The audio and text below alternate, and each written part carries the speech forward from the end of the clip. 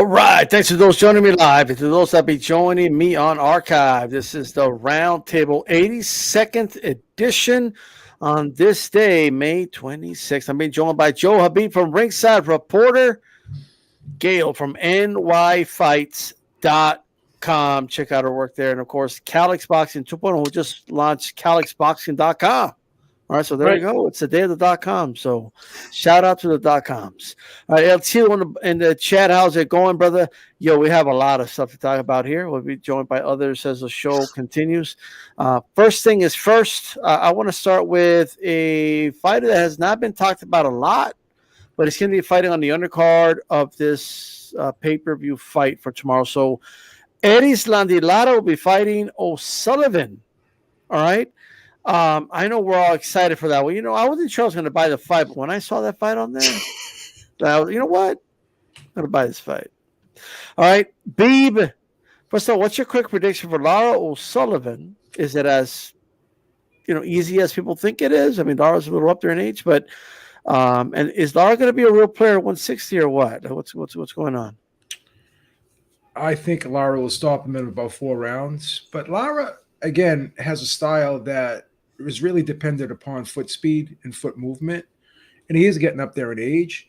So I think because he's slowing down, he may not be that man that he was at 154. He's got a great style, he's a good boxer, but a guy like Jarrett Hurd, for him to beat him, with all due respect to Jarrett Hurd, you would think on paper Erislandy Lara has a lot of advantages in terms of boxing skill, hand speed, foot speed, and there's no way that fight should be competitive, right? But, Hurd eked it out. So because of, him slowing down, I'm not so sure he'll be a player at 160, and you could even argue that he may be a bit undersized as well. So it's going to be a tough out for him at 160, in my opinion. Okay, all right. Gail, same question to you. You're really starting this show by trolling your audience over Lara and Spike O'Sullivan. I mean, come on, bless him, for taking the fight. And hey, I love me a kilt in the ring, so I can't complain about that. But I think it's going to be a matter of, who's washed, who's old, who's older, who's more washed. O'Sullivan, gives a good effort. He's a great human being. He's damn funny on Twitter, if you're not following him on boxing Twitter. But every time he's stepped up even a little, he's been squashed like a bug. We'll see if he can, muster something to push Lara back. But I think Lara could box him all day if he wanted to. So I'm not sure that moving up is really going to even matter in the end. I think he can dance around O'Sullivan all night, and I'm concerned it'll be a stinker of a fight. But I am happy to see these two guys get paychecks. I'll kind of leave it at that. Okay, all right. Hey, Calix, quick prediction, upset special or what? And I also want your thoughts. What's up with Lara? Is he going to be a player? Remember, a lot of these guys might be moving up. Golovkin's moving up, so it's open, right? Right. I haven't even seen betting odds for this fight. I looked for them. Maybe Beam could help us out with that, but I haven't seen any betting odds to even know how big of a favorite he is. But it's a no value fight because, like you were just saying, Spike O'Sullivan, every time he stepped up against Lemieux and against Munguia, he actually lasted until almost the end of the fight against Munguia, if I remember correctly. So I guess it's a good barometer comparing. That gives him a common opponent, comparing him to Munguia, Lara to Munguia. But I just don't know how much we're going to tell from this. And Lara, to me, seems old. We don't know his true age. Remember, Cuban fighter, we don't know what his true age is. How old is he? I don't think it's going to translate to 160. But like you just said, 160 Charlo is about to become 168 Charlo.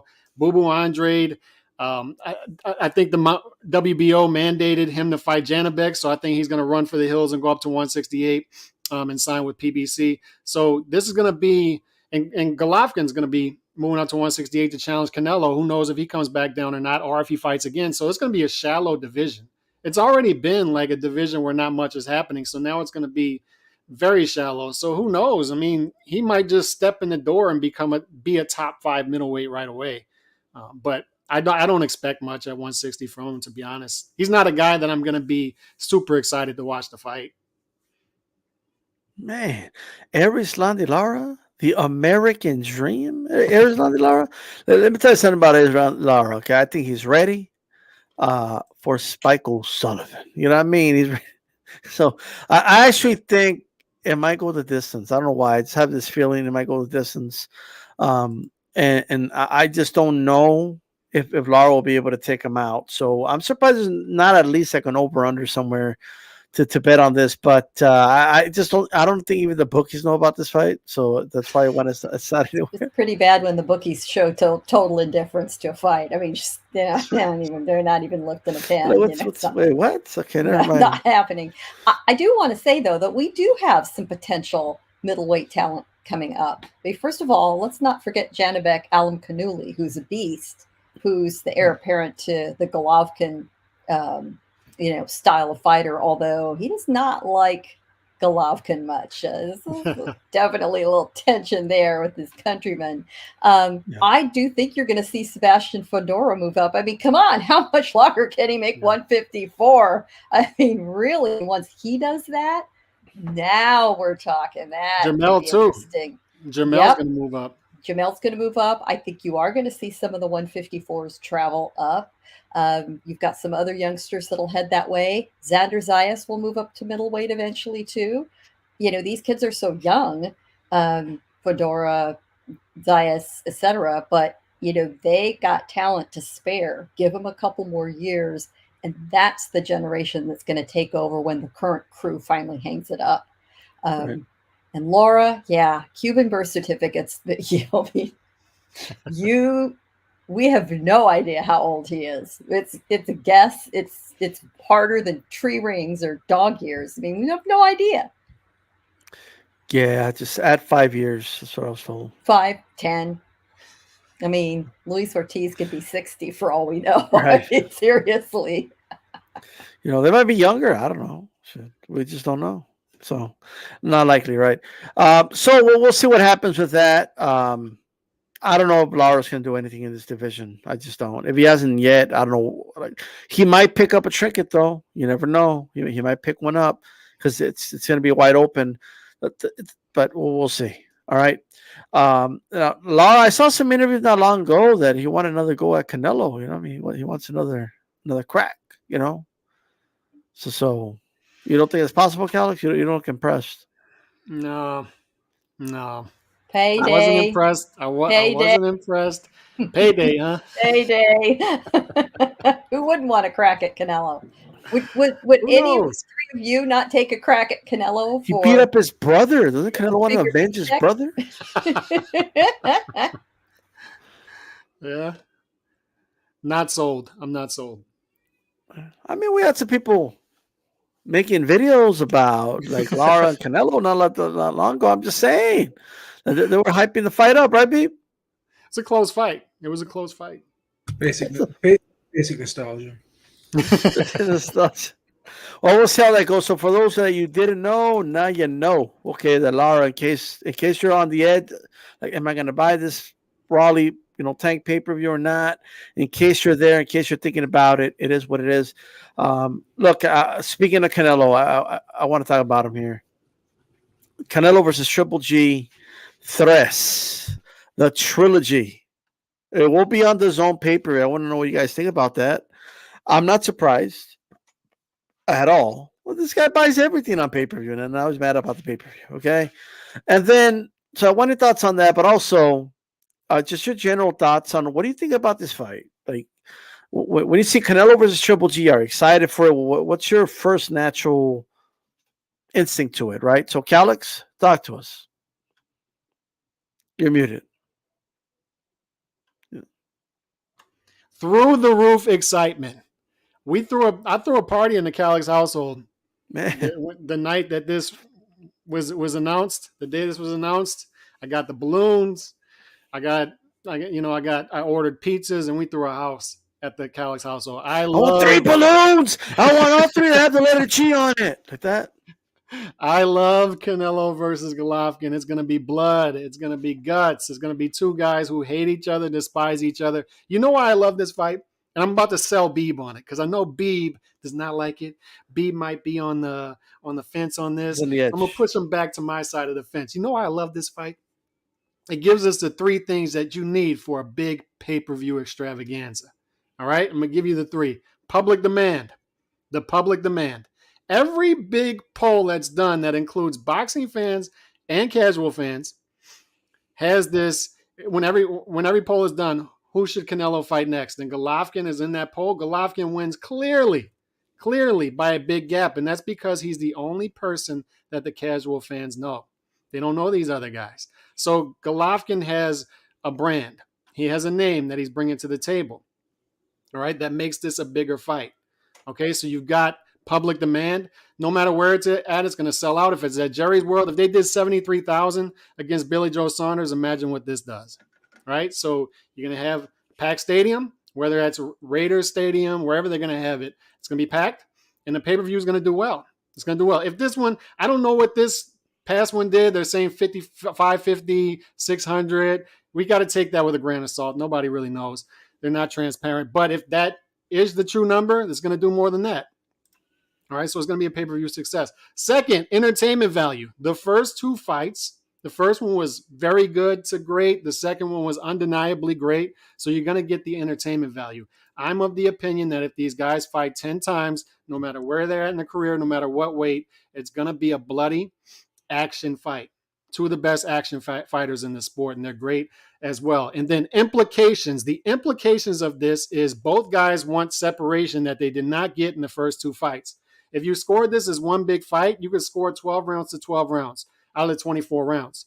So they need that separation. Canelo does not like his name being attached to Golovkin. Golovkin does not like that he looks at his box record and he sees draw and loss next to Canelo. That eats him alive so much that his career was paralyzed for a couple of years after the second fight. Paralyzed. Because it was like the homecoming queen turning her back on him, right? He was paralyzed by it. He couldn't move on. But now he got that call from the homecoming queen. He's going back on that date. Implications. And by the way, look at how much is at stake for Golovkin here, D-Style. He unified at 160, and he can become undisputed at 168 in the same calendar year, which would make him fighter of the year this year if he pulled that off. And he would become undisputed. It's for all four belts. All right. And for Canelo, like I said, he can finally dispatch of this trilogy. He's given it to the fans who want to see it. He can dispatch of it. And by the way, he can hold on to all four of his belts. He cannot afford two straight losses because perception is everything. Even though he's fighting tough fight after tough fight, 4 months removed from each other, having losses back to back would not be a good look for him. So that's the implications for him as well. Big fight. It's got everything. I don't see how anybody hates it. Well, let's see. Beeb, how do you feel about it? Are you so you look like you're thinking about it right now. You're like, Well, Calix makes some great points, and it's ironic because he'll tell you and he remembers when he wasn't too keen on that third Pacquiao Marquez fight. Yep. But all the things he just said, I said the same thing about that fight. So right now I sound like a hypocrite by not being excited about this fight. But I'm going to be honest. I thought the first two fights were good fights. I didn't think they were great fights. I thought they were good. I actually thought Golovkin won both of them. You can argue that he didn't win the second one. Most people thought he won the first one. But I don't know. I think the way these two guys match up, it's just not like a fast-paced fight. It's kind of a slower-paced fight. At least with Pacquiao Marquez, you had Marquez, who's the counter-puncher. You had Pacquiao, the volume guy. So the two styles meshed pretty well.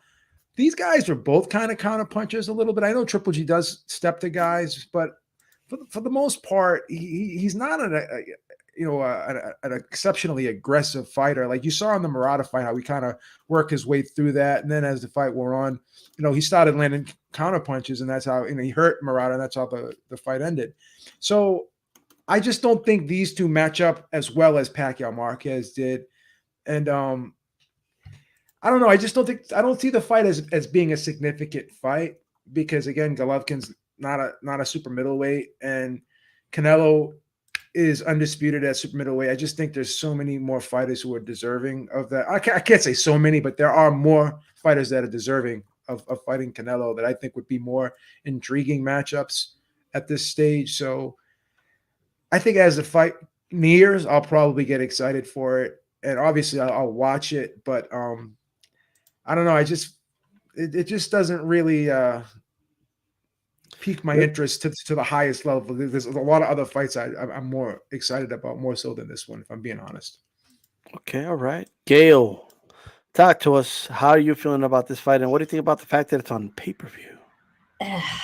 Well, you knew we were going to eat a pay-per-view for this. What I would like to see is if DAZN is, one in the scheme like they did for Canelo and Bivol, give your loyal DAZN subscribers a break. The folks that have been with you since the beginning, who bought into the no pay-per-view mantra that they spewed for so long, knock 20, 30, 40 bucks off the price.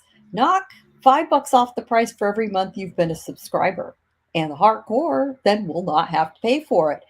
Unfortunately, I don't think many people fall in that category, so they're not going to lose a whole lot of money on it. Listen, that's the model, for these big fights, to be able to afford those purses and put on the show and put on a decent undercard. That's what we're going to get. But it's okay, because it's the casual fans who are going to pony up the lion's share of money. It's the casual fans that are going to hit all the hotel rooms. Interesting discussion about the room rates suddenly going up. No doubt about that. They all expect it there.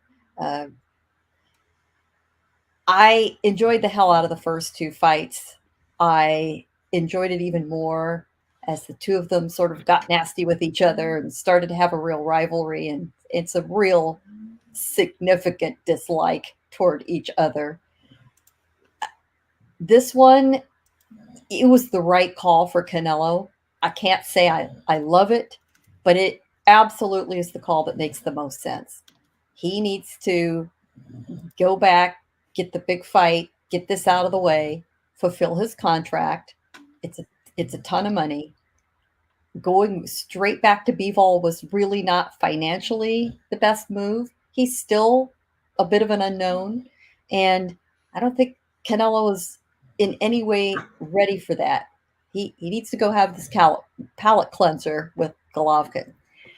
I'm concerned that Golovkin has just simply not got the tools anymore to be competitive. But other than Bivol, the only fighter that's really ever pressed Canelo in a serious way has been Golovkin. Can he muster it up, suck it up, make it happen one more time? That's really the intrigue to me, is can he make it happen? And we aren't going to know until that first bell rings. I am, by the way, as far as pressing Canelo, I'm not counting Floyd. I sit that sort of off to the side. A very different story. In Canelo, in the current modern era, Golovkin is the only one up until Bivol who ever really tested him and managed to do it twice. Can he do it 3 times? Can lightning strike? Well, everyone's going to want to see if that's true. Whether they're excited about it or not, come on, guys, we're moths to a flame. I mean, we're going to be there. Absolutely. Look, I am and I put a poll up. If you guys want to vote, and it looks like the majority are saying it's okay. It's all right. Like, it's not like they don't hate it. They're not like, oh yes, but they're like, okay, Yep.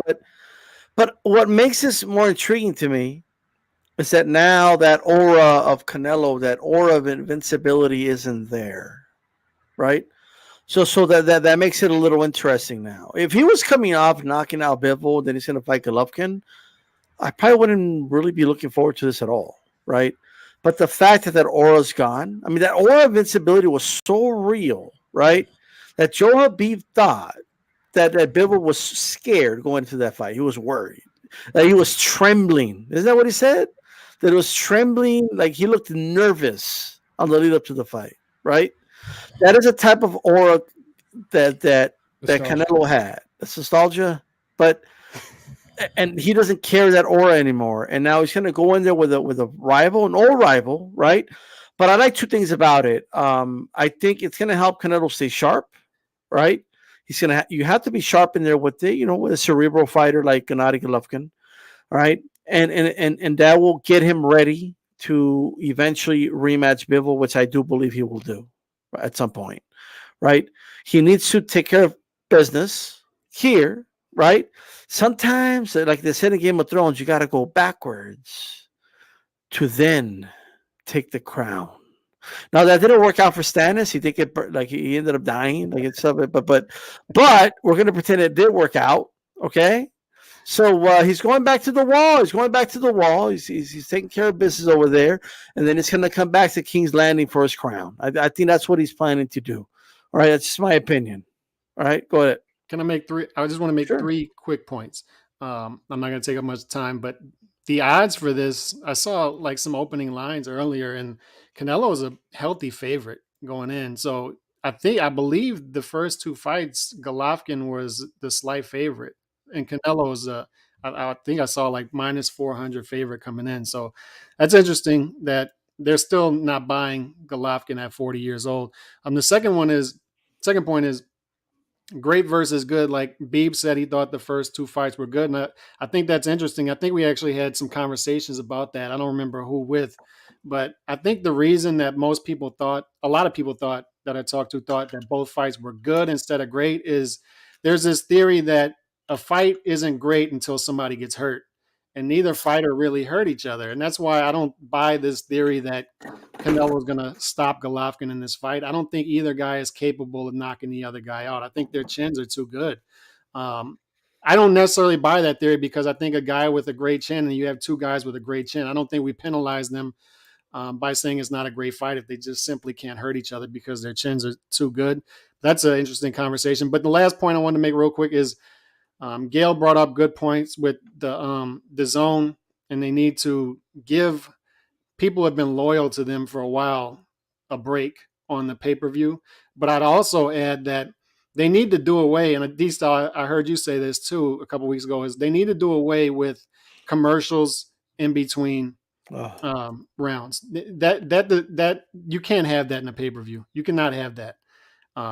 It just screamed of a network fight when they were doing that. So I think the first 6 rounds they were showing commercials in between. They got to do away with that. That's all I got. No, I agree 100% with you. That they shouldn't have any commercials and then they're like, oh, in case you missed Reynoso in the corner yelling at Canelo, here it is, like on Twitter, like 4 days later, like what the hell is this? Go ahead, Pete. I have a feeling that the Bivol fight's not going to happen even after this one. I have a feeling that he's going to fight John Ryder next after this fight. Man. I agree with you. I think he'll fight Ryder next. Here's what I think. If Canelo is going to risk it again, risk another loss to Bivol, he wants more on the table. And I think he is going to wait to see if Bivol can unify the light heavyweight division, which I think he can. Because if he gets a shot at the winner of the Beterbiev-Joe Smith fight, I'm not sure that Bivol can't do exactly what he did to Canelo to Beterbiev and beat him. And he's already beaten Joe Smith once. So this is not all that difficult an assignment for Bivol. And then he can bring all 4 belts to the table, which makes it a little more palatable to Canelo to try to go for it. All those, he could become can you imagine him becoming the unified light heavyweight champion in one fell swoop, one fight? He could do it. And if he is still the reigning super middleweight unified champion at that point, that's the legacy historic achievement he wants. And if he plays his card right and Bivol does his part, that's on the table, we'll get that second fight. Right. And No, I was going to say Eddie Hearn actually, I said that on the podcast last night. Eddie Hearn actually announced yesterday that they're not going to explore the Bivol rematch until May of next year. So I'm thinking he's going to stick with the original plan as John Ryder in the UK, either December, or if this is a tough fight, it might get pushed back to February of 23. But he's sticking with that plan, and then they're not exploring Bivol. And then Bivol said yesterday that he wants the winner of Beterbiev versus Joe Smith Jr. later this year. So I think that's all lining up for Canelo Bivol rematch, possibly for Undisputed next year, if that happens. I also think that they may feel, and I kind of believe this myself, that Canelo probably, even though he lost pretty clearly to Bivol, I think he still matches up better against Bivol than he would against Beterbiev and Joe Smith, because Joe Smith fights a very fast-paced fight. He's a lot bigger than Bivol, in my opinion, and he hits harder than Bivol. Same thing with Beterbiev. He's huge. He's bigger than Bivol. Bivol was the guy that I think they felt he was the smallest of the three champions, and he was probably the lightest hitter of the three champions. And that's why I believe he was chosen. And even now, I still think they feel, possibly, in my opinion, that he's still probably the best guy. So they want to, as Gail said, wait for all the dust to settle and hoping that I think he will win. And I think they can foresee that too, because he does. Styles make fights, and he just matches up really well against those other two champions. And I just think they're hoping for him to just clean it up. And like Gail said, made a great point. I think that, if they're going to fight that fight, why not for all the marbles, right? Hey, shout out to Nando Yama. Salute to the panel and the chat. He says HCP, fire emoji and boxing emoji and all that good stuff. I will say this, and I'm not Monday morning quarterbacking when I say this. I've always said this, that if there was somebody between 160 and 175 that could outbox Canelo, it's Bivol. I've always said that. So him outboxing Canelo didn't.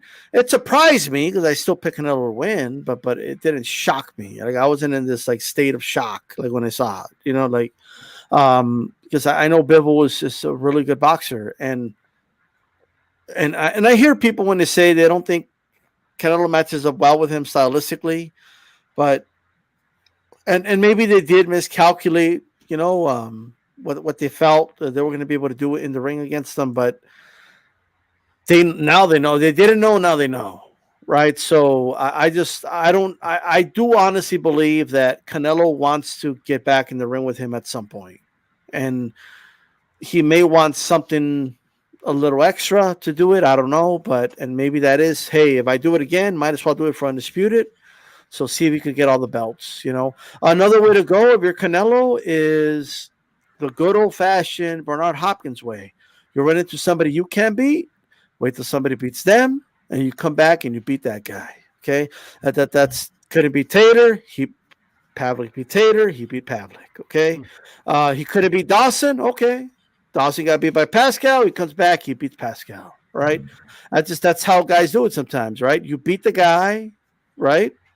Barrera couldn't beat Junior Jones. Morales beats Junior Jones. What happens? Barrera comes back.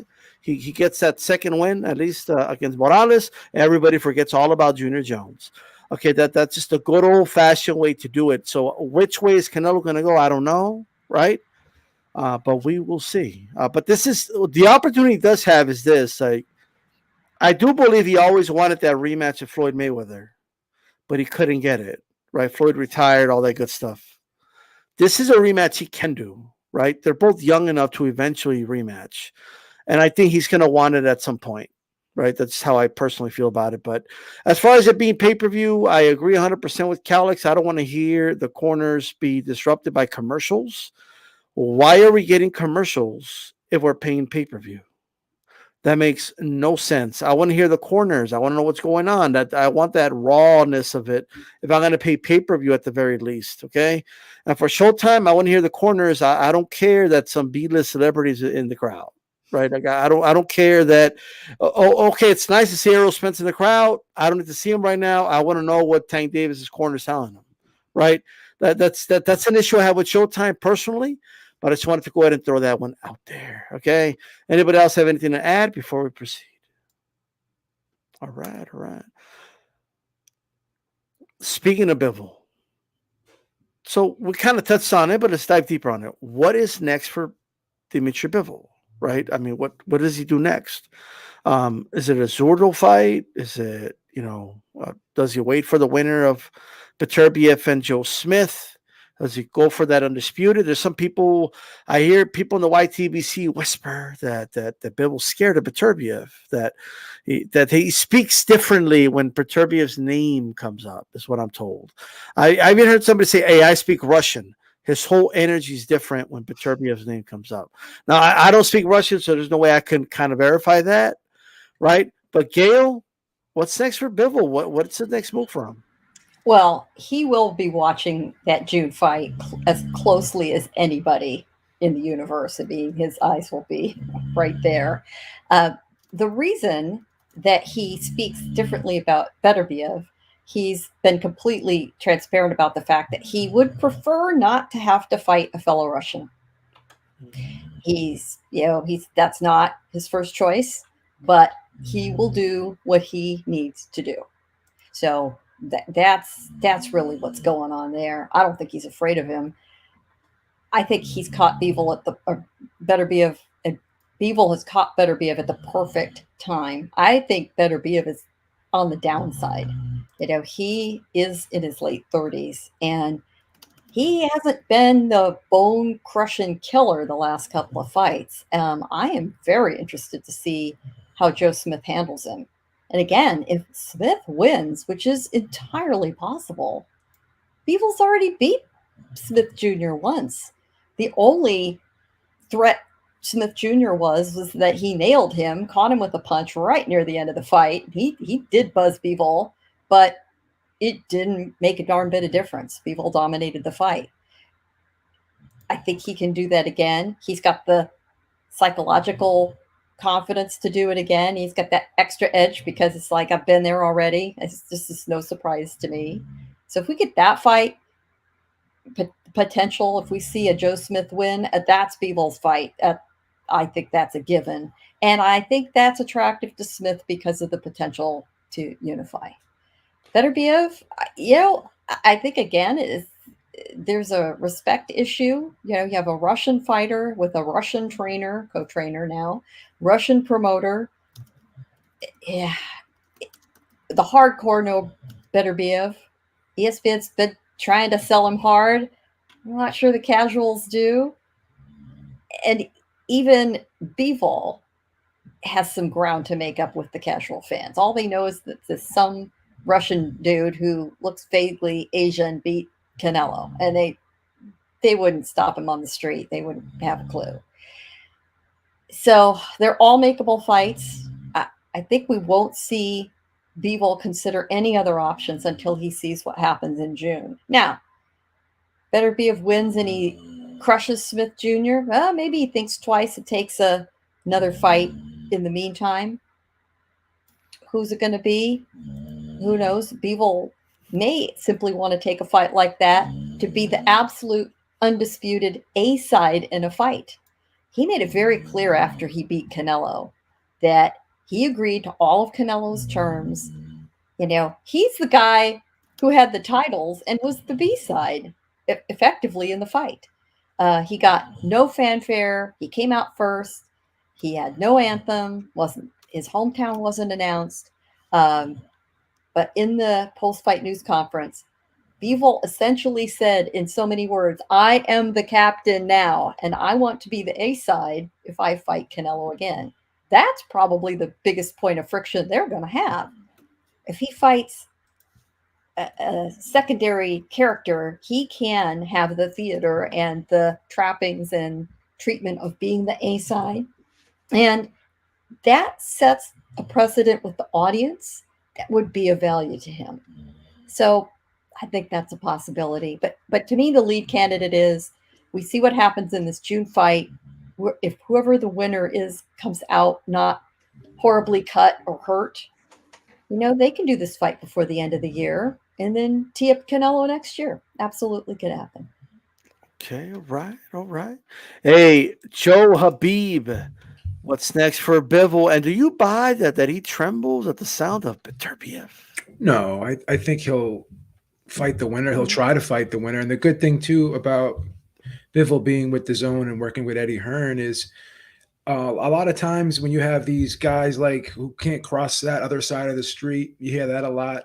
At least fighters who are on the DAZN and fighters who work with Eddie Hearn, Eddie will say, you know, he can go and do what's best for him, make the most money.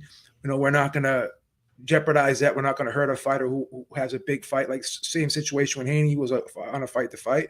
He said, let Haney win. He can come back to me. Same thing with Bivol, right? So the fight wouldn't have to be on DAZN if it was to be made. I think that they wouldn't have a problem, you know, letting Bivol go over to Top Rank for one fight. I don't think that would be an issue. So that's why I think the fight is definitely doable.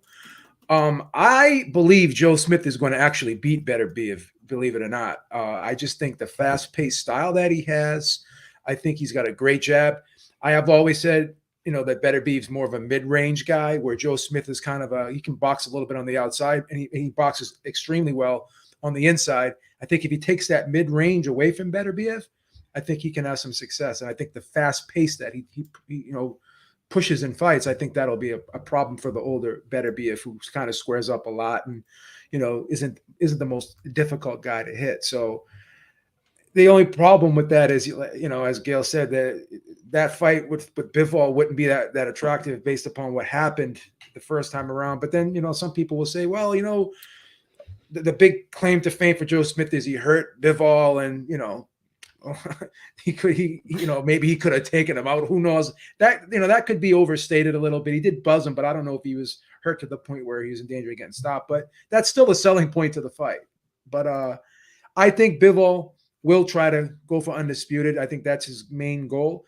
And the Zerto fight would be a great fight too. I think that would be an outstanding matchup. But yeah, I think he's going to shoot for undisputed. I think that's going to be the goal. So Calix, do you buy that Bivol trembles at the thought of Beterbiev? I mean, they're saying he has like a different energy whenever the name comes up. Somebody that speaks Russian said this. No. It doesn't have legs because yesterday he said he wanted that fight, but right after the Canelo fight, he said he wanted that fight. If you remember, and it was odd because it's a huge win, right? You beat Canelo, you beat the face of boxing, you beat the pound for pound king. Remember when Bernard Hopkins beat Oscar? He wasn't saying, oh, it's not a big deal that I beat Oscar because he's not a middleweight. And that's what Bivol was saying after this fight. He's like, I beat Canelo. I don't see much value in it because I don't view him as a light heavyweight. I want to be undisputed at light heavyweight. And that's odd. But he was throwing it out there that he'd rather the undisputed fight than a rematch with Canelo. So it just doesn't have legs that he's afraid of Beterbiev because the boxing public feels that Beterbiev will beat Joe Smith Jr., whether that happens or not. And it's going to be them two standing at the top. And that's the fight I want to see because boxing likes to drag this stuff on. If you have the two guys with all the belts, get it over with.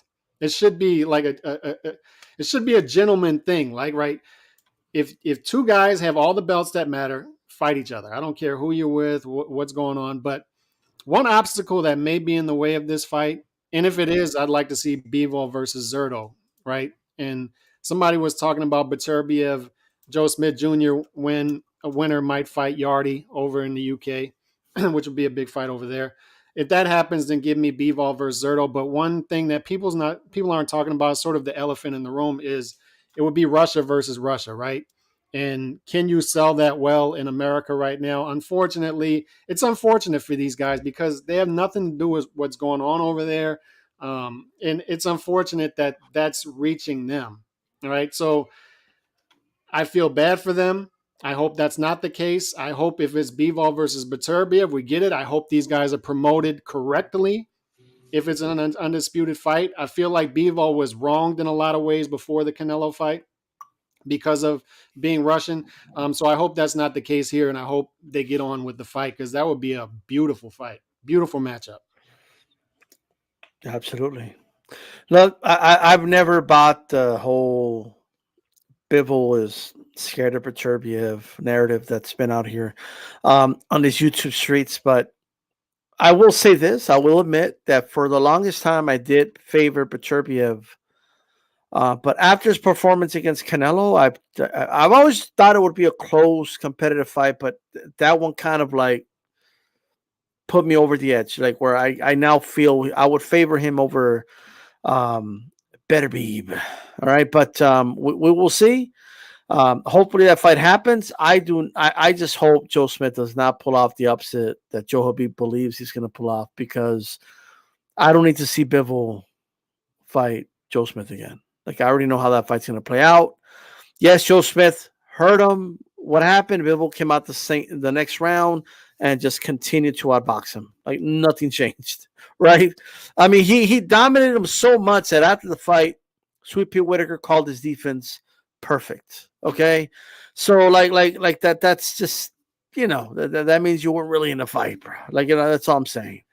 But with that said, and I guess you could argue the same thing for Canelo, right? We don't need to see it again. You could probably make that same argument because he beat him wide as well. But at the end of the day, we will see how that goes. I want to see Bivol fight Zurdo. I think that's a fight that he can make in the meantime.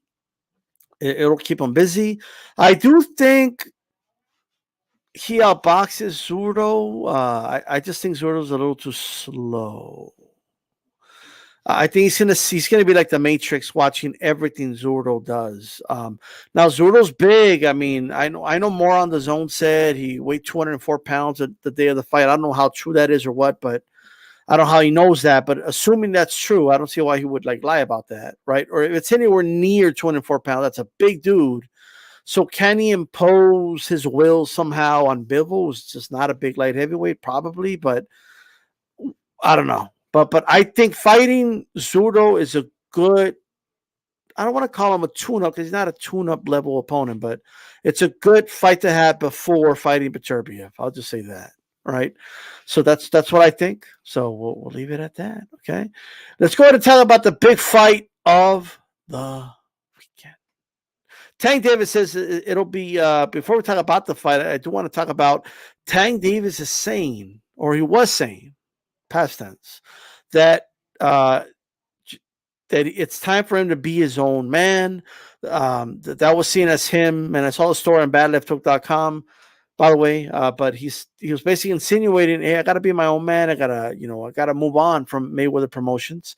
But just as soon as yesterday, it was brought to my attention by Calix here that he changed his mind, that he never said that, right? That he'd more likely stay with Mayweather Promotions. So I don't know what's in Tank's mind. I don't know how many conflicting stuff he's getting. I saw a lot of people online post, hey, man, they're going to rob you because you're going to leave them. So maybe he decided to maybe say, oh, no, I'm going to stay with Mayweather Promotions. I don't know. I don't know what the deal is, but Joe Habib,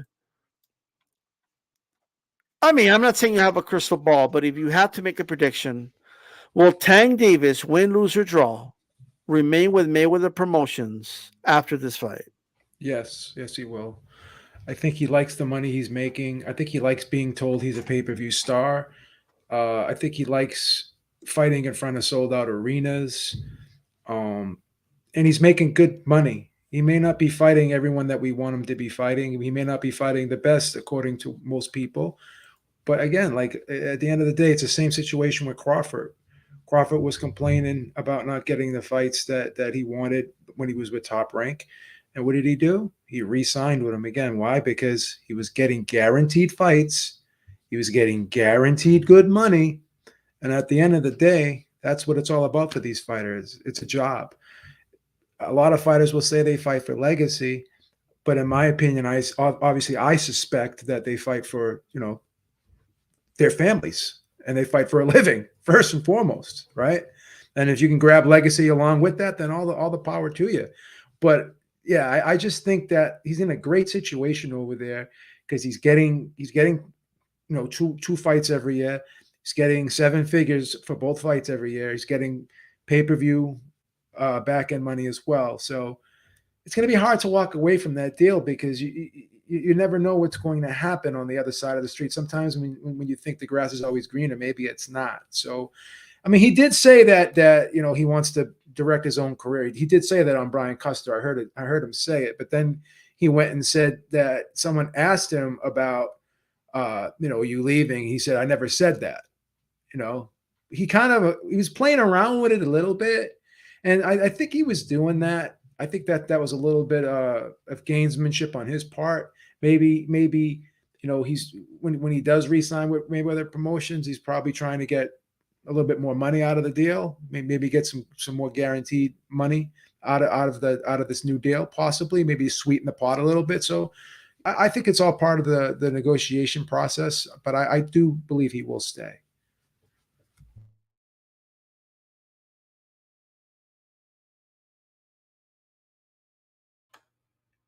You're muted. Oh, my bad. Gail, what's your prediction? Is Tank gonna leave? Is he gonna stay? This is like watching a couple that you've known for years. It's been together for years, squabbling, like just bitch. Oh, they know exactly how to push each other's buttons, right? And they're over at your house for dinner and you're watching this, and it's just unpleasant, man. It's just uncomfortable. And you try to figure out, if you guys are sniping at each other all the time, well, do something about it. You're absolutely right. Tank and Floyd are not going to do anything about it. And they might continue to squabble and grumble with each other. But, of all the not so great situations out there in boxing, this is the best of the not so great. It's the devil, he's making great money. It's familiar. Yeah. Yeah. Maybe he is, eager to push it a little harder than Floyd is right now. Floyd doesn't want his cash cow to lose. I mean, good for Tank if he really wants fights that he's having trouble talking his promoter into making. That push will have to come to shove there, or Tank's career is just going to stall.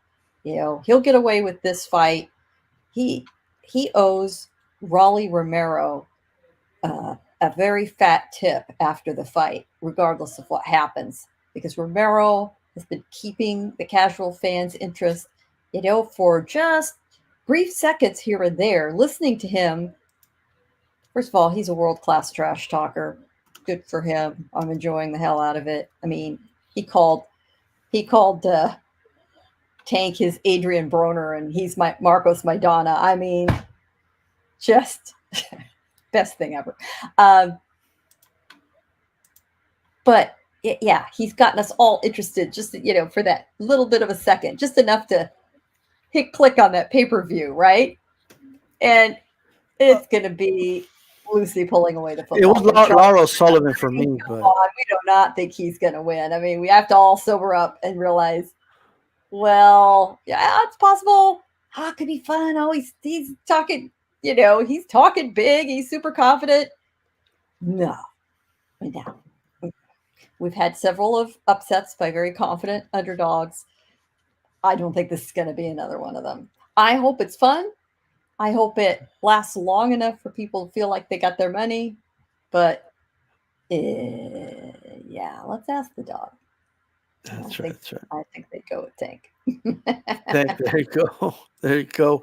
Hey, Calix, talk to us. Like, let's think. None of us know, but if you had to predict, is it going to remain with Mayweather? Yes. Like a battered wife, like that, or what? Like a Yes. Well, I think Tank is loving it. To be honest, I think he's loving it. I think he's loving, like Joe said, showing up twice a year against average opposition and making a ton of money. And I heard him on a radio show 2 months ago saying, the guy asked him, do you ever knock on Floyd and Leonard's door and ask him for fights? And he said, no, I've never done that. So I think he's just enjoying somebody else guiding his career. Now, when he said this earlier in the week that he was leaving, I thought he was just cutting out the middleman. That's the first thing I thought of. Like, he's following the Mayweather blueprint. He's going to stay with Showtime. He's going to stay with Steven Espinoza, Al Heyman, and he's cutting Leonard and Floyd out. And he's going to become Leonard and Floyd. He's cutting out the middle. We've seen it in every big drug dealer movie, right? There comes a time when he gets big and he goes straight to the connect. I thought that's what was happening here, and apparently not. I think there's a lot of things going on behind the scenes that we're not privy to. I think at some point this week, They all had some sort of meeting, and it got squashed. The interesting thing about Tank and Floyd, and Gail just compared it to a bad relationship that we all have to watch. And that's a great comparison. But I've compared it to Phil Jackson and some of his stars. Phil Jackson used to publicly go after his star players when he felt that he couldn't get control of them face to face. Maybe they had a falling out at a practice or something. So he would go to the media and call these guys out with the media, and their relationship would play out in the media. And then you'd see Kobe come out and talk bad about Phil. And it's the same thing with Floyd and Tank. We saw it years ago when Floyd was threatening to feed Tank to Lomachenko all of a sudden. And they just play this out in the media when they feel like they're not getting their point across to each other via text or via phone call, that they go to the media and play it out that way. And Beeb said it earlier. I think this is a leverage play too, right? It's Tank saying, hey, I can go here. I can go somewhere else. And he might have been using some leverage to get more out of the next deal. So I think there's a lot of stuff that we're not privy to that's going on behind the scenes. And ultimately, this relationship will continue in the future. But I'm hoping that the boxing public is putting enough pressure on Tank and his team to get bigger fights, better fights for the boxing fans going forward, because that's all that's missing with Tank. He's got everything else, just doesn't have anything on his resume. It's bare. Yeah, there's a lot missing in Tank's resume for sure. I mean, his best win was years ago against Pedraza, in my opinion. I mean, that's the way it is. Tank, look, all I know is this. I'm like with you guys. I just have this feeling he's going to remain with the ship he's in right now, because it's what he knows, it's what he understands. He hasn't, like, it's where he feels comfortable. He's getting paid, right, which is the main thing that a fighter gets. But me personally, I don't even think he needs Floyd. Like Alex said, he could cut off the middleman and he'll be okay. You know what I mean? If he just does that, he could just cut off the middleman and he'll be fine. But for whatever reason, sometimes these fighters, they go with what they're comfortable with. Oh my gosh, I can't hear y'all. Hold on. Let me see. All right. Oh, I'm not sure what's going on there, but we'll get that fixed, Christine. First, real quick, Teresa D, who's down with HCP. Well, you know me. Thanks so much for the super chat. Much appreciated. And I'm not sure. Can you hear us, Christine? Everybody wave at Christine. I don't know. I don't know what happened. She'll bounce back on in a little bit. So I don't know what happened with that, but she said she'll get that fixed. So I think Tank will remain where he's at. You know what I mean? I think that's what's going to happen, but I hope I'm wrong. Okay. I hope I'm wrong. And I hope he bounces after this. Now I will say though, which we're going to go ahead and go, talk about this fight. Does Rolly Romero have a realistic, like a solid chance, to win this fight? I'm going to go back to you, Calic. Does he have a chance to win this? Can he win this fight in your opinion? There's always a chance, right? There's always a chance. You know what's interesting about this is, I know Beeb's not going to know what I'm talking about because he's an odds guy and a gambling guy too, and I'm trying to pull it up right now. Is the line is moving early in the week, and that's weird. It was minus 1,000 at the beginning of the week. What I tell you, Beeb, for Tank Davis. All right, so yesterday it dropped down to minus 800. Then it dropped to minus 700. And I just checked it again a second ago. It's back up to minus 800. So it's volatile. Like it usually, one of two things could be going on. Either it's square money, throwing a bunch of money on a big underdog who can punch, hoping he lands a punch. But square money doesn't usually move the line that much, and it doesn't usually do it this early in the week. Usually it comes on fight weekend.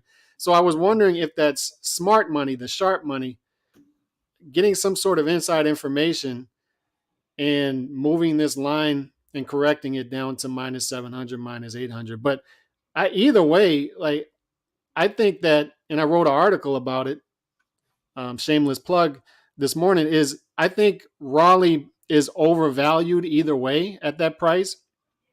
I think it should be closer to what Benavidez and Lemieux was last week. So I think he's overvalued either way. And I think that gives us value on the under because they're pricing the under at 6.5.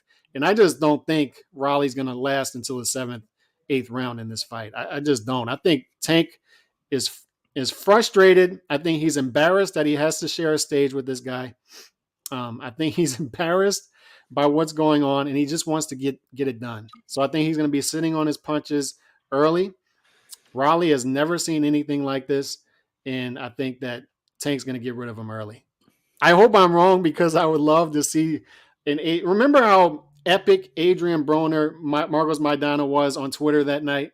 Like, I mean, it was insane. And that would be this times 1,000 on Twitter if he pulls this off.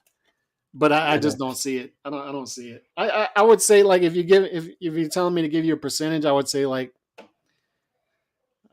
10%, maybe like 8 to 10%.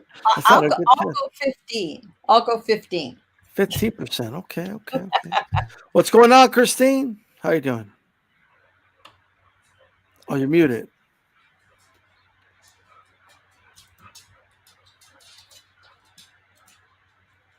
I can't unmute you for some reason. There you go. I unmuted myself. Can you hear me now? Okay. Yes. Sorry, guys. Sorry I'm late. So we're talking about the fight this weekend. Raleigh Romero against Tank Davis. Yeah. You know, I'm going to give Raleigh some more more of a chance than most people do. I really am. He's a heavy hitter, and I don't know if Tank's frustrated. I think he might be pissed. And I think that the only way that Rolly will go out early is if he gets careless and gets upset, and then he'll be out early. But I think it's going to be a little bit more competitive. I don't know. Maybe I'm totally wrong. But I really do believe that it's going to be more competitive than what most people are saying it is. That's just my opinion. Okay. So when you say you're going to give him a chance, I like, okay, put in a percentage. Like, what percentage chance? Gosh, I'm so bad at math. I'm going to give him 25% chance. Okay. So 1 in 4 chance anything to win. Can happen. It's boxing. It takes one punch. But I think that I do believe that Tank's going to win, only because I believe that Rolly's going to get careless because he's going to get anxious, and then he's going to get hit by something. But I give him a little bit more of a chance. I really do. And honestly, I think that his personality and the things that he brings out, we need that. We need that in boxing right now. I mean, that's what sells tickets. That's what sells fights, and I love it. I really do. Is Raleigh really that dude? Like, is he really that witty guy on the stage? Is he really that dude? Like, when I hear Raleigh, like, I just hear like a dude. He's hilarious. It's unintentional. He is hilarious. He's like hilarious in a dumb way. Yes, my dad had an old saying.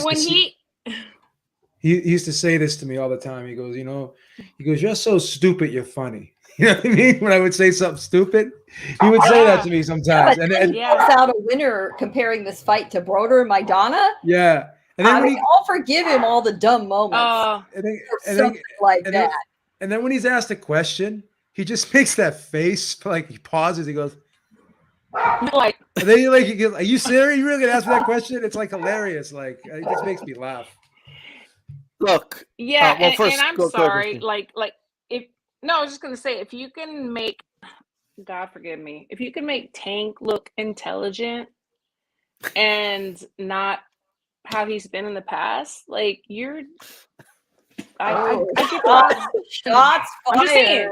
I'm just saying. Fired. I'll say this. I saw Tank today. Like, Well, look, I saw a video today where Tank was asked, like, how are you going to deal with this awkward style? And Tank's like, he ain't awkward. Like, he doesn't fight awkward. He fights dumb. Like, like, it's just like, nothing awkward. He's like, when those dudes first started the gym and they think they got it. Like, that's Raleigh. Like, so I don't know. All I know before I go to Gail is all I'm going to say. And I said this when all y'all, everybody out there was egging on this fight. I want to see it. He's going to talk so much shit. Raleigh Romero's going to get his fucking ass kicked. Okay? Tank Dave's going to beat this dude up. He's going to beat him up. And the only thing that's going to save him is him getting knocked the hell out. That's it. And I honestly believe he's going to get beat up. I've never been impressed by Raleigh. I don't even think he's a good trash talker like people are saying. Oh, he got a piñata and he punched it and people acted like he did something amazing. I just don't buy we it. said funny, not good. Funny. But what's entertaining? We've gone from Ricardo Mayorga, like, yo estoy aquí, dile a tu vieja que te da huevo en la mañana antes que te parte la madre, cabrón. Like, we went from that to this, to the dude from Ice Age. Like, I don't know, I want Tank. I'm going to beat him up. Hey, like that's what we got. He's hilarious. All right, so Gail, go ahead. Let's have a shot. As I said, I give him 15%. I don't think it's impossible. I think it's unlikely. Would I like to see it? I love me a good upset. I mean, would this upset the apple cart? Think about everybody who's been on the Tank train all this time, with good reason. Yeah. How it would rock their world and mess up their plans. And a perverse little part of me, that little devil on my shoulder says, oh, wouldn't that be great? Man, it's just mess things up royally for a lot of people. Because I don't see it as the sort of upset, which I don't think it was, when Bivol beat Canelo. That was skill. That was greater skill and the perfect game plan and the realization of that styles make fights cliche. This would be a sucker getting lucky. Could he repeat it? Probably not. Would it completely upend the boxing universe this weekend? Oh, yes, it would. And I'm here for that kind of drama, but I think the chance is very, very small. I mean, it's like I seen Raleigh get gift decisions. I seen Raleigh struggle with dudes that he shouldn't have struggled with. I mean, I have no idea how anyone out there believes this dude has. I'm gonna give him no chance. Okay, I guess nothing's 100, so 2% chance. I give him a 2% chance to beat Tank Davis. He has no shot. And I think people are speaking because they think he's great. Or like, this is great trash talking. Like, I'm going to knock you out. Yeah. I'm going to knock you out. Like that's great trash talk. Like that's we've gone from Ricardo Mayorga telling the dude, it's the F-bombs. It's the F-bombs there. We've gone from Ricardo Mayorga.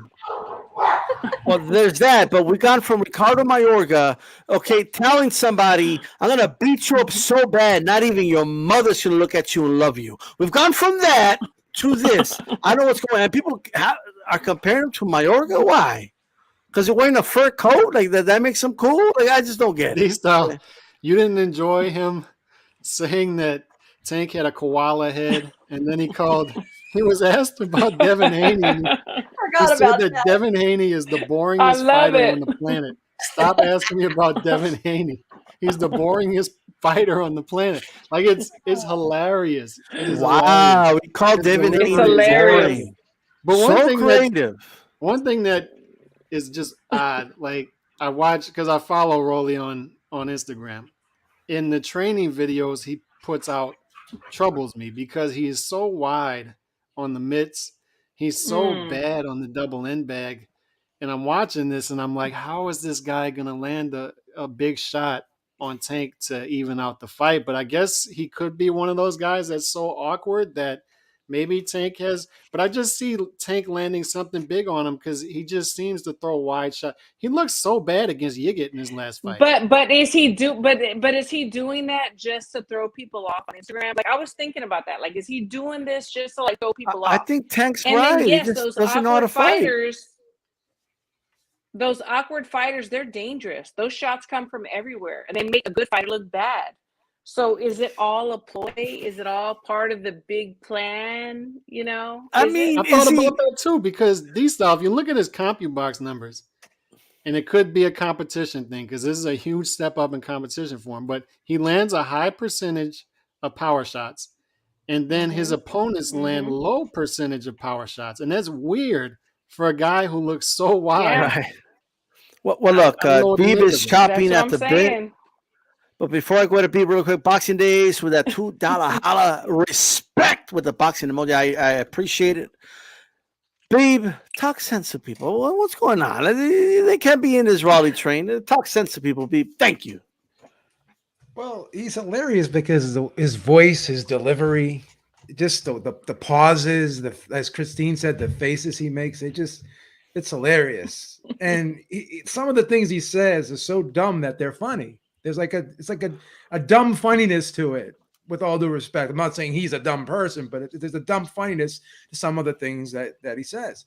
I give him a 20% chance. I think he's got a puncher's chance in this fight. I already bet him because I got a plus 700 on him, so I put a little money on him just for the hell of it, right? It's hard to see him winning this fight. Tank, like I said, Tank throws the tighter, more compact, more accurate shots, and as everyone on the panel has said, and anyone who watches Raleigh, they do know he throws his shots wide, right? But once again, that awkwardness, Tank has been getting hit more lately than recently, more than he has been ever in his career. He's getting hit more. I thought Leo Santa Cruz was hitting him with some clean shots. Obviously, Isaac Cruz as well. Mario Barrios was getting off on him with some good shots. Obviously, I don't think Romero's in the class of any of those fighters, but I don't know if Raleigh sneaks one in there, throws like a haymaker from left field, and Tank just doesn't anticipate it coming, or doesn't see it coming, hits him on the top of the head with something crazy, he can hurt him. I mean, to sit there and say that Raleigh can't hurt Tank, I don't agree with that. I think the question is, can he hit him clean to hurt him? It's a long shot, but like I said, I'm gonna put a little money on it. Maybe you could. You never know. You could see a Andy Lee versus John Jackson sort of wild punch, and boom, and takes down. I mean, that's that little percent we're curious about. Sure. This dude from Ice Age, okay, is not gonna beat, okay, Tank Davis. I'm sorry, it ain't gonna happen. Okay, it just isn't gonna happen. I'm just putting that out there. The panel has gone from 2% to 25%. We're not exactly. We're not exactly rolling with Raleigh. Well, that's true. That's true. Okay. But why do y'all want him to win? Like what good would that bring? Other than immediate satisfaction? Hold on. Like, I get it. Tank's on pay-per-view. This fight shouldn't be on pay-per-view. You like the big upset, but if he gets lucky and lands a big shot, is that going to do anything for the lightweight division? Yes. Is it going to do anything? Like you really see a future for Raleigh? You think you could hang? You think he's going to beat the Devin Haney or Lomachenko or something like that? Well, first of all, upsets always inject life into a division. That's number one. But not this one, though. Number two, Tank seem I'm not going to say Tank, but over at Mayweather Promotions, they seem to be protecting Tank's So I want to see it go. Then there's nothing left to protect, right? Yeah. There's no, then that aura is gone, and then maybe they can put him in fights now because they don't have to protect that anymore. So that's why I want to see him. I hate to say this, I'm rooting for him to lose. I want him to lose. Oh man, that's what it is. About a lot of I shouldn't say that, but I'm rooting against him. The hater rate for Tank is making you guys think that Raleigh's this exciting dude, right? Right, Christine? I don't think it's the haterade. I'm going to defend this. I agree with Joe. If Tank loses, suddenly he's going to be willing to take more chances. And maybe then he'll take these bigger fights that we've all wanted him to take, because he's been following the Mayweather plan, and it's not working for him. So Yes. yeah, other than just the sheer hilarity of it, I Amen. guess we're going into a long weekend knowing we're going to be bored, and bored kids are the ones that get into trouble, right? We all want to see it. So I agree, though. The aftermath is not that Romero becomes a big player in the division. The aftermath is that the division gets shaken up together, and suddenly we get some decent matchups. Okay, all right. Callis, you agree? You agree with all this? Like you're on board? Yeah. Look, here's the thing. I don't know what's like. You're completely discounting the epic, just hilarity that Twitter would be on Saturday night. Like you're in the post fight extravaganzas on YouTube. It would just be utter. I'm telling you, like it would. You might not. Do you remember the night of Broner versus Maidana? Do you remember that? That I mean, is the it greatest was night in American insane. history. Are you It was kidding? It was like, good. it brought together, like, it's hard to bring everybody together on boxing Twitter, and this would do it. Yeah, Like, but this would, Maidana is like this serious brawler. That he was a serious dude. Like he this was a this is a huge underdog, clown, bro. He was a huge underdog. But do you remember? I'm not saying all, but some of the things that we're saying right now. Oh well, Broner is much more skilled. He's faster. He's a better technical fighter. Maidana, all he does is throw wide winging shots. He's not disciplined. And what happened? Those wide winging shots were hitting the top of Broner's head, and Broner was going like this. And you got to also, D-Style, you got to also remember this. If Tank loses, there's going to be an immediate rematch. And I like what Gail said, too, is we always wondered if the judges had given that fight to Castillo against Floyd earlier on in his career, would Floyd's career have gone through the same trajectory? Would Floyd have been more aggressive later on in his career with opponent selection? So there's that, too. And we're all waiting for Tank to step it up. Like I would actually become a Tank fan if he fought top competition, but because he's entertaining, he can sell, he can knock people out, he can punch, but he's got to step it up. He's got to step it up. This is you guys are frustrated with Tank's career. Yes, I get it. I just don't like Raleigh the way y'all like Raleigh. I don't know what y'all see in Raleigh. I don't know why you're so excited about Come Raleigh. on, the most chance anyone's given him is 1-4. I wouldn't say that is liking Raleigh. We're picturing what the potential entertainment value of a loss would be. And you are right. Twitter would be in full meltdown. It would be epic. It would eclipse Broner Maidana, which is sort of hard to believe, which makes it all the more intriguing. So we're gonna find out in 48 hours. What is not to like? Plus a bit, we're gonna find out. Man. What is not to like? That's all I got to ask. What is right? What is not to like? And the problem right now is that the Tank train can roll along safely, comfortably. He can fight virtually anyone and sell out major venues in multiple cities.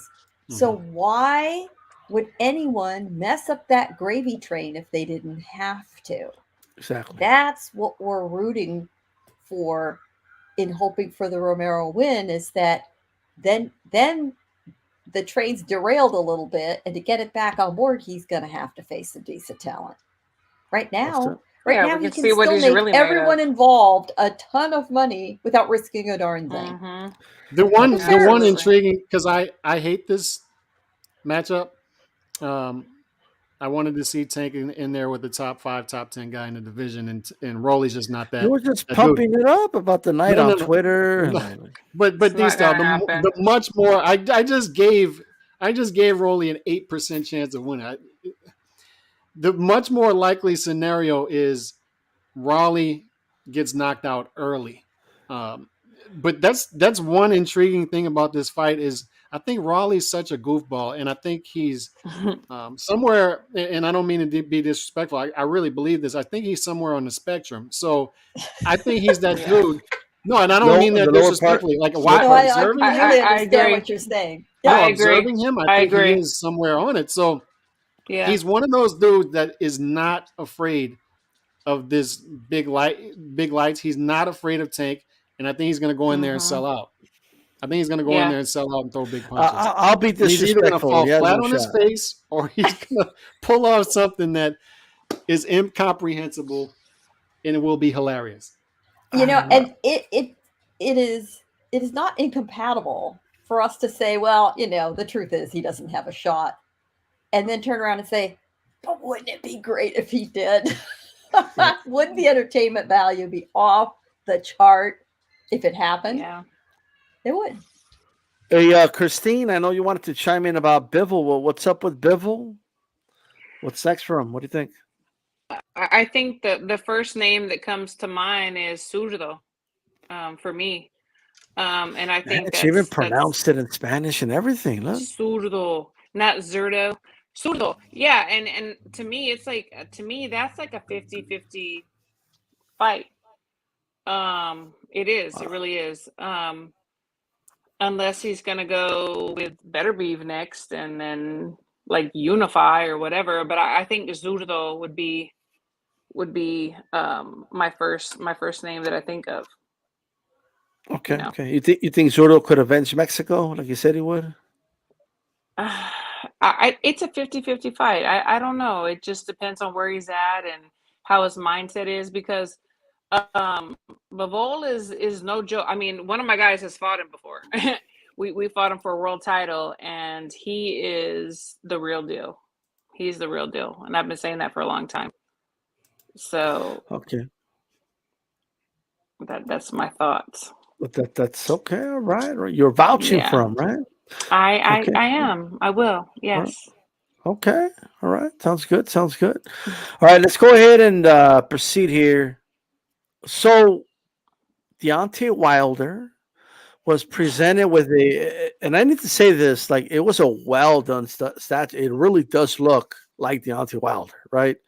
Not like the one in Vegas of Mike Tyson that looks nothing like Mike Tyson. like which is crazy. When they make statues, it looks nothing like it. Like, Jesus. But this one looks like Deontay Wilder. He looked really proud of it. I saw the video footage. It was presented to him. I kind of felt, I felt happy for him, to be honest with you. So they presented to him, but it appears that he was so motivated by it that he even said this quote. I saw this on Boxing Scene. The quote is, "I can't stop now. I must continue with my journey." So it looks like he's motivated to continue, to proceed, and move forward. But did he say his boxing journey, or did he just say his journey? Like, what does that mean? I can't stop now. My journey must continue. Well, in fairness, the quote does not say boxing journey. But I'm going to go to you, Christina. What are your thoughts on him saying that? Or sorry, questioning that it's not boxing? I'm questioning. Yes, absolutely. Talk to us. What are your thoughts? I mean, that because a lot of times, like, boxers or whoever, they put out these like quotes or whatever, and it means something totally different, like deeper, like spiritual, family, whatever. I don't believe that he's talking about boxing. Like, I don't. That's just me, though. Okay. All right. Did you get a chance to see the statue? I saw the statue. Yes. Right. Somebody said that the legs were a little bit thicker than his real legs, and oh boy, here we go. She's throwing. You can't be. That's what I saw. Be happy for the man. Be happy for him. I'm so happy. He was part of Team USA. He brought home a bronze medal. He did, and I'm very proud of that. Yes. Okay, all right. That's as much as she'll say. That's what she'll say. All right, Gail. What are your thoughts on the statue, and what do you think about the quote? I'm starting to question it now, right? After what Christine said. But. Well, A+ on that statue really looked good, and you could tell Deontay loved it. I mean, it is really rare, a statue. You see the embodiment of that person, the personality. I mean, if you're Deontay looking at that statue, isn't it a little like looking in a mirror? I mean, that's just think about getting your own statue. It's just one of the more cool things that could happen in your life, right? And good for him.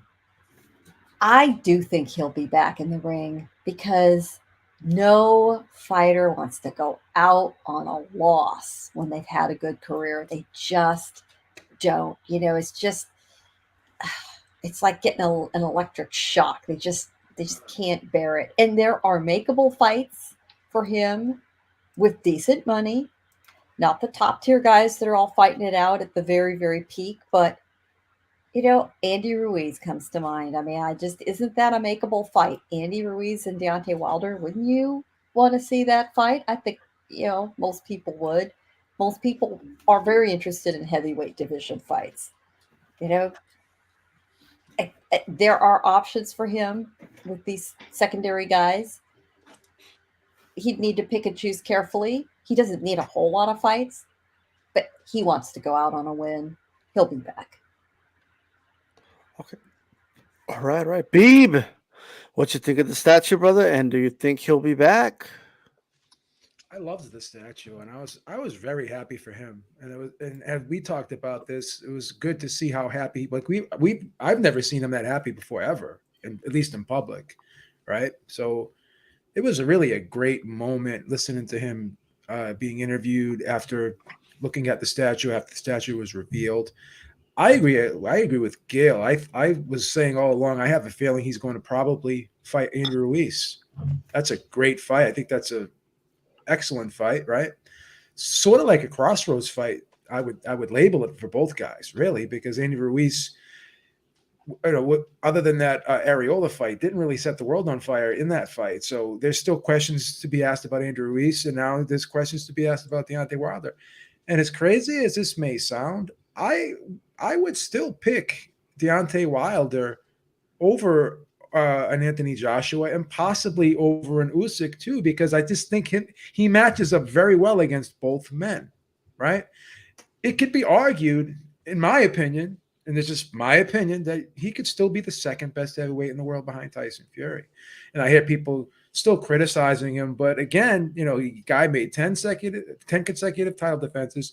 You can't choose your era. Oh, he didn't fight this guy, he didn't fight that guy. Yeah, but Joshua didn't fight Fury. Joshua didn't fight Wilder. Joshua's got a solid resume. I'm not saying he doesn't, but you can sit there and say this guy didn't fight this guy, that guy didn't fight that guy. You can do that with anybody if you want, right? But the fact still remains, he's got 10 consecutive title defenses. He lost to the best heavyweight of his era, right? Almost beat him twice. He was like the hair on a rat's behind away from knocking this guy out twice, right? I don't think we've ever seen Fury that hurt ever before in a fight, that close to defeat ever before in a fight, right? Now, obviously he lost, so we're not going to give him a moral victory for that. But once again, those things cannot be denied, right? So I still think he could be a big player in this division. Okay. Well said. All right. Couch, what did you think about the statue? And do you think he'll be back? Loved it. Right. Two things that you can never get taken. Two things you want: the statue or a street named after you in your hometown. I mean, it's just beautiful things. So the legs were looking a little bit thick. That's my only criticism of it. But I watched a lot of the press conference, and it definitely sounded like he's coming back, which I would welcome with open arms. And look, being from the South, I loved what was going on with Wilder up until he threw his trainer of many years under the bus. That was disgusting to me. It was vile how he went about that business. And that's when I started to say, I don't like what's going on here. But what we can't deny is this division is a lot more exciting with him in it. And one thing I would agree with Beeb on is I think when you look at 3 through 10 in the division right now, I'd pick Wilder over all of them. Like, here's one thing that American fighters need to realize is even if Joshua loses to Usyk again, which I think is going to happen, Wilder versus Joshua in the UK would be humongous. It would sell out a soccer stadium, even with both those fighters coming off of 2 losses. Both of them coming off of 2 losses. Humongous, and it would be a great fight. And I think Wilder will win that fight. But these American fighters need to realize they can go make a lot of money over in the UK And the UK fight fans are more forgiving of losses, and they throw bigger events over there. It would be huge. He could fight a Joe Joyce over there. It would be big fights, but Andy Ruiz is there. I think that's a winnable fight for him. Fury and Usyk are clearly the top two in the division for me. I think that Usyk, I would agree with Beeb there. I think I know he could catch Usyk, he can catch anybody, but I think Usyk creates some matchup problems, serious matchup problems for him. But 3 through 10 in the division, I'd pick Wilder. I don't think those guys can stand up to his right hand. I think the other guys have flaws that Wilder would find out with their right hand.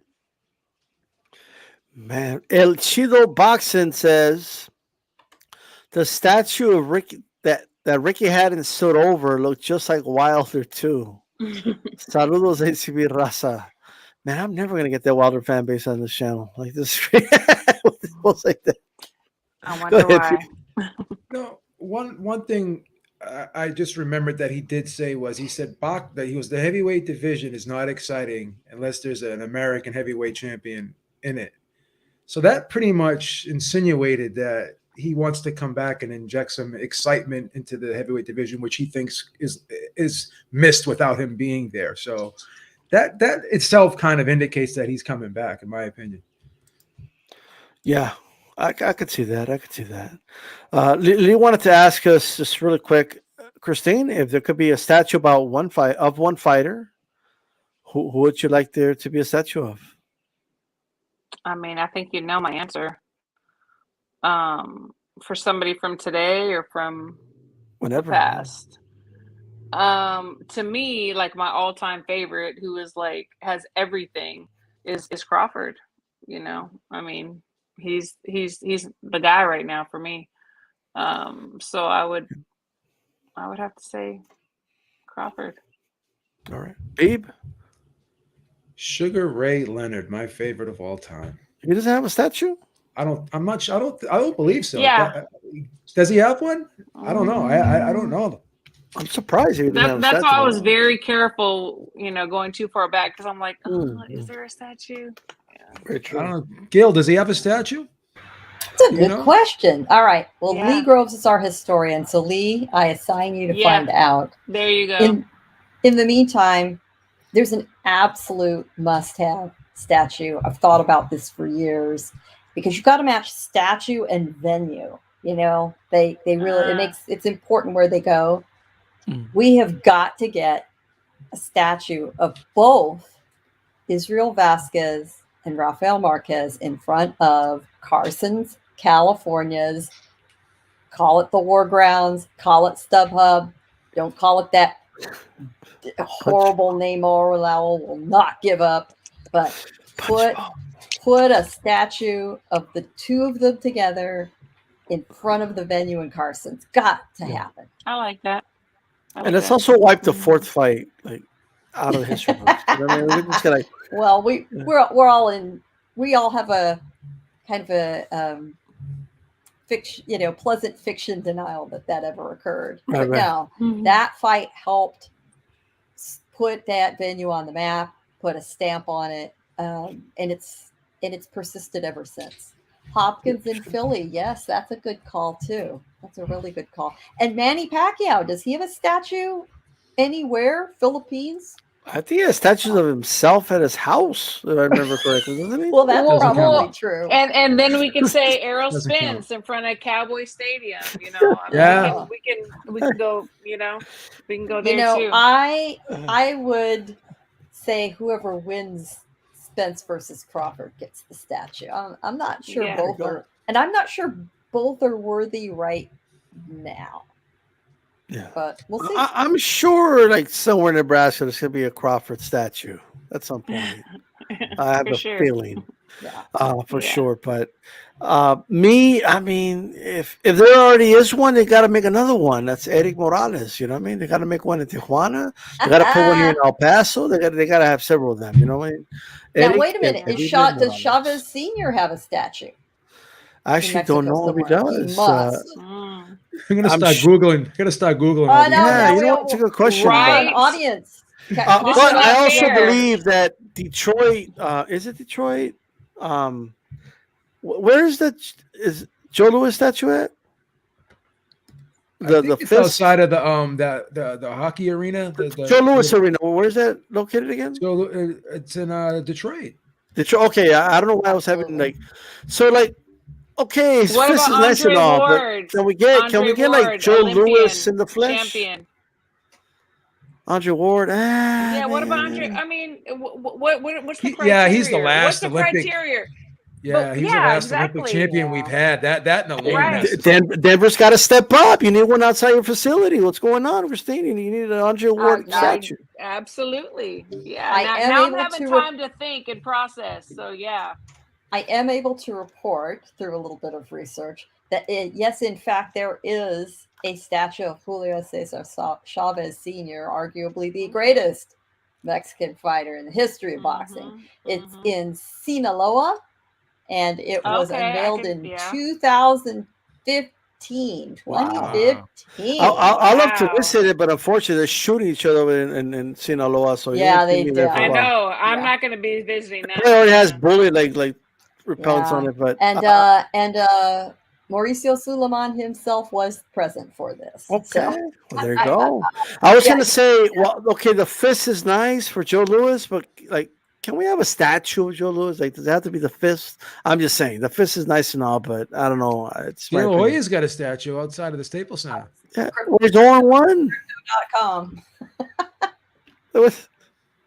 I don't know. Yeah. But yeah, he does. Good. His looks pretty good. His looks good. I agree with you. That's a pretty good one. Yeah, it's a nice one. All right. Some people are saying, well, Pep, Langford, Benny Leonard, Harry Greb. Hey, well, there you go. All right. One Miguel last. Cotto. Miguel Cotto. Miguel Cotto deserves his own statutes outside of Puerto Rico or New York, Madison Square Garden. When I was undefeated until I was beat by who beat him again in Madison Square Garden? Were you asking like who beat Cotto? I know he lost in Madison Square Garden against somebody. Austin Trout. Yeah, Austin Trout. He lost Austin Trout. Lots of Saddam Ali too. Oh, jeez. Well, that didn't happen though. I don't know what you're talking about. I never saw the fight. Hey, but according to Bob Arum, we'll close out with this one. According to Bob Arum, Fury will wait on AJ and Usyk winner to decide on retirement. I saw this on badlifthook.com, by the way, but what is it? Like, I'm just going to say it. What is it about Usyk that Fury just doesn't want to see him? He doesn't want to run into him. You know what I mean? In a ring. Like, what is it? Because this wouldn't be out there, in my opinion, if AJ was a champion, right? What are you waiting for? Like, why isn't I'll fight the winner? Why is it you already know who the champion is now? Why is it we're going to wait for the winner to decide on retirement? What is it about that? He was all for. He gave us a whole plan too. Like before the third Wilder fight. Oh yes, I'm gonna beat Wilder, and then I'm gonna go for undisputed against AJ. I'm gonna get that Dosa, and then I'm gonna have a retirement against White in Wembley or whatever.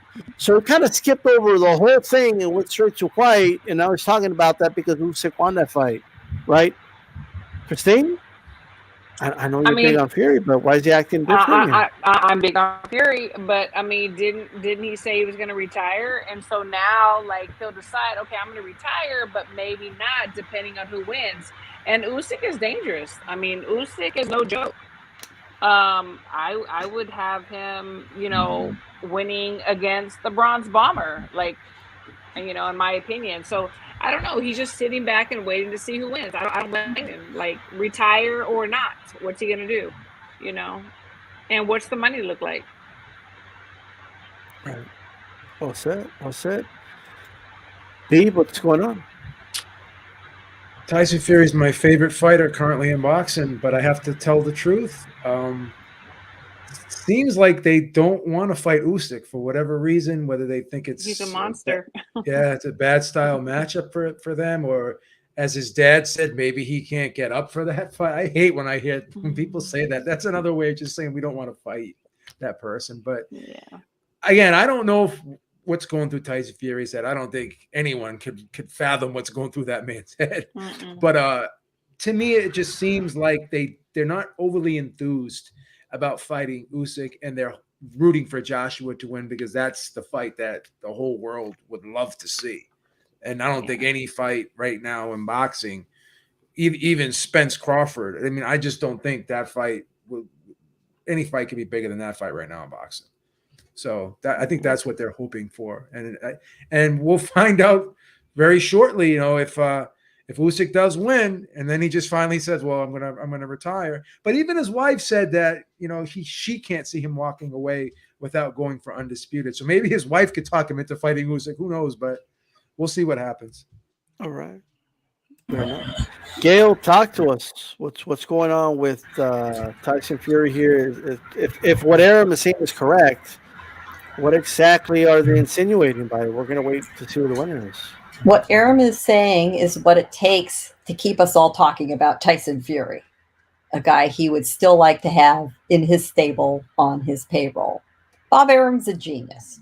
He has got us pondering, you know, what's the future of Tyson Fury? Were we talking about this a few days ago, a week ago, a month ago? No, we were not. I have never, ever believed that Tyson Fury was going to retire for good, ever. And he may be enticed back into the ring more quickly, depending on the outcome of that fight and when it finally takes place.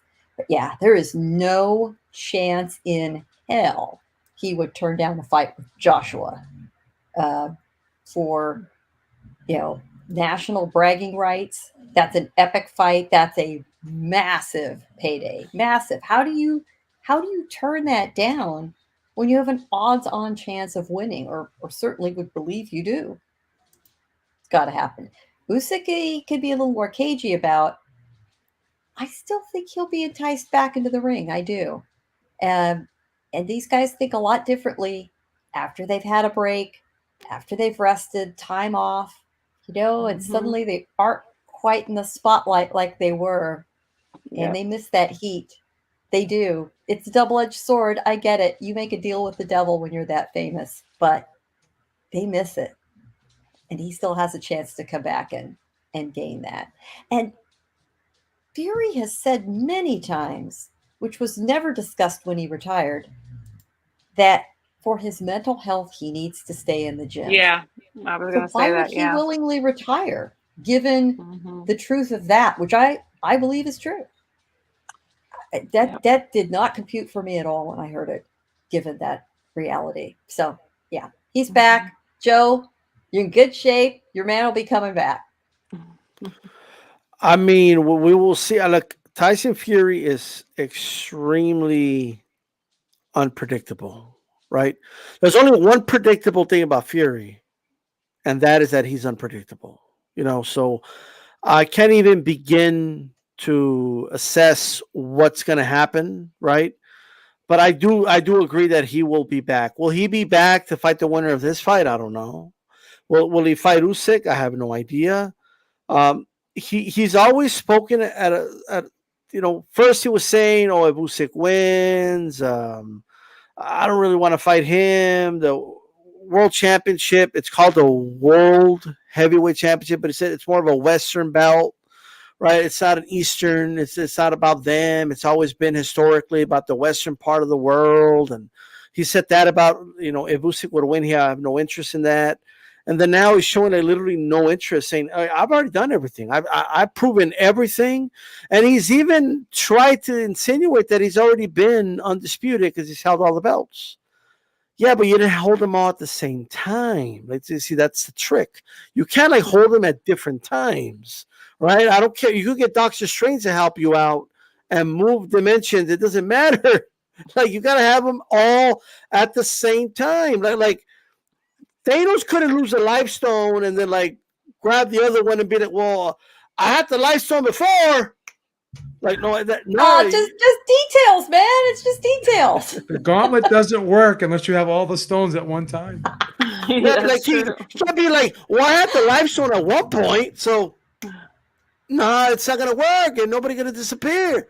You need them all at the same time. That's what you need. Okay. Hey, look, we went through all the topics. I want to thank everyone that tuned in and listened.